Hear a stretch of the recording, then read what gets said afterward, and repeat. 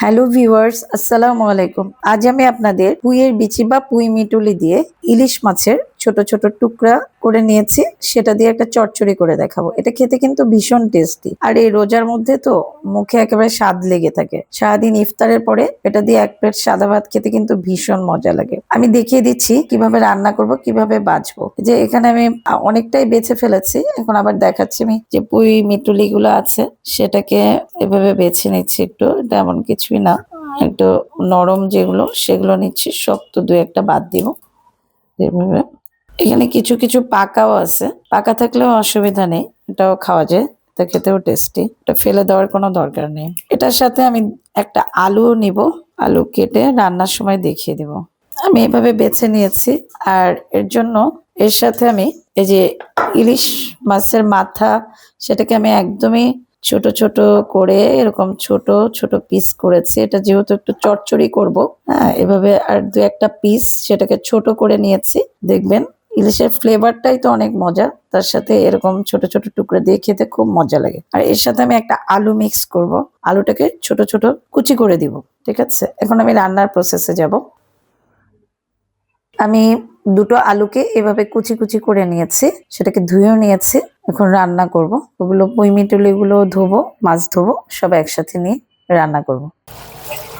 আমি পুঁইয়ের বিচিগুলোকে সুন্দর করে ধুয়ে নিচ্ছি, এবার আমি রান্না শুরু করছি। সেই জন্য প্রথমে ইলিশের সেই ছোট ছোট পিসগুলো নিচ্ছি, তারপরে প্রায় আধা কাপের মতো পেঁয়াজ নিয়েছি, 4-5 কোয়া রসুনকে থেতো করে দিয়েছে, কাঁচামরিচ কেটে নিয়েছি, সেগুলোকে ফালি করে কেটে নিয়েছি, এর মধ্যে দিব।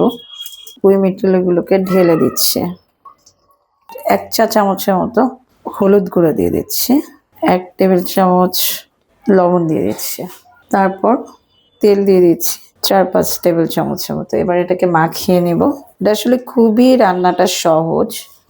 আর এর সাথে আমি সেই কেটে রাখা কুচি করা আলুটাও দিয়ে দেবো। প্রথমে আমি এটা মেখে নিচ্ছি, তারপরে আলুটাকে মাখবো।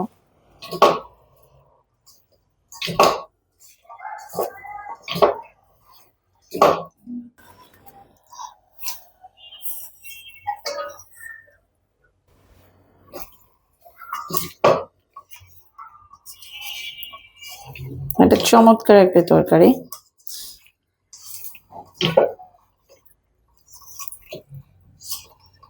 এইসব খাবারগুলো আমাদের দেশ থেকে যেন হারিয়েই যাচ্ছে।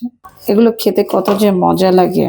আপনারা নিজেরা রান্না করে একবার খেয়ে দেখুন এবং পরিবারের অন্যদেরকে খাওয়াবেন, তখন তারা আগ্রহী হয়ে যাবে।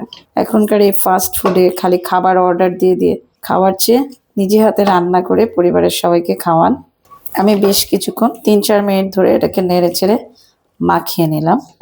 এখানে আসলে ইলিশটা আস্তে আস্তে যে চাকা চাকা ইলিশগুলো দেইনি, এক একটা ইলিশকে এরকম ছোট দেখুন পিস করেছি। এখানে ইলিশের ফ্লেভারটাই মূল, এখানে মাছটা মূল ব্যাপার না।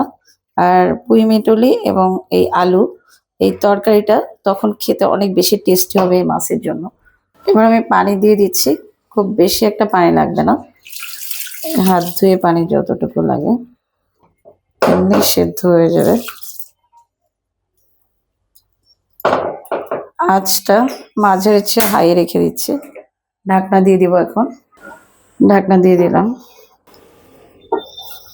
দেখুন এটা ফ্রাই হয়ে গিয়েছে, সেদ্ধ হয়ে গেছে সব। এটাকে আপনারা ভাজা ভাজাও করে নিতে পারেন, আবার এরকম একটু হালকা মাখা মাখা রাখতে পারেন। আমি আর একটু নাড়াচাড়া করে নামিয়ে ফেলবো। রান্নাটি করতে টোটালে 20 মিনিট টাইম লেগেছে, যে হয়ে গিয়েছে কি সুন্দর মাখা মাখা। আমি চুলাটা নিভিয়ে দিচ্ছি, এখন আমি নামিয়ে ফেলবো।